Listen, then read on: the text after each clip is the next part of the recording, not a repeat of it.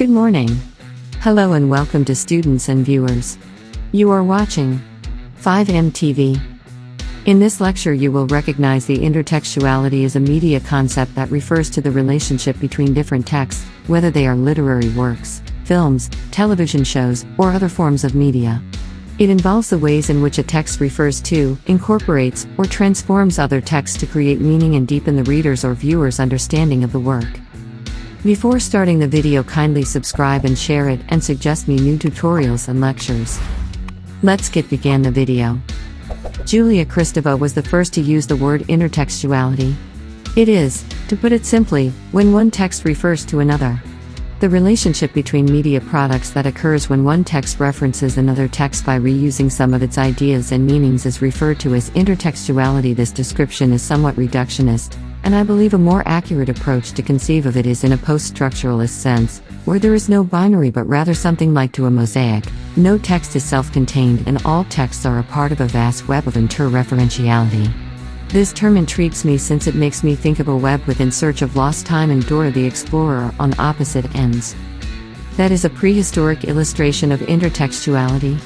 My point is that, while intertextuality has been around for a long time, postmodernism is the movement most closely associated with intertextuality. In addition, Ulysses by James Joyce, an obscurantist work of trash, is intertextually linked with Homer's Odyssey, but it was written long before postmodernism became fashionable. This is a separate discussion. Intertextuality can take many forms, such as allusions, references, quotations, parodies, adaptations, and remixes. For example, a film might make a reference to another film through a character's dialogue, or a novel might incorporate elements from a fairy tale or myth. Intertextuality can also serve as a way for artists and creators to comment on or critique other works, or to explore complex themes and issues by drawing on the insights and perspectives of other writers and artists. It is a powerful tool for generating new meanings and insights, and for creating connections between different works and genres. It could be a striking image, significant dialogue, well-known music, or even the entire plot. Importantly, our understanding of a sign's connotation in the other text shapes our interpretation of that sign.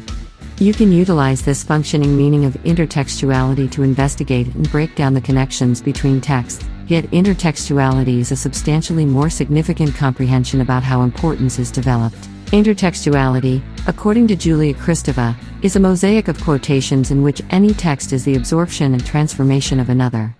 Additionally, Roland Barthes argued that writers blend and clash existing meanings, which is why a text is made of multiple writings. Books are not written completely by hand. They are caught up in a system of references to other books, according to Foucault. Every one of these scholars are making a similar point: a text's meaning is more dependent on other texts than the author who wrote it. That is intertextuality. Bricolage, parody, and pastiche are just a few examples of the various forms of intertextuality that can be found in literature and popular culture. This video will walk you through them. In the light of theories of global media discourse,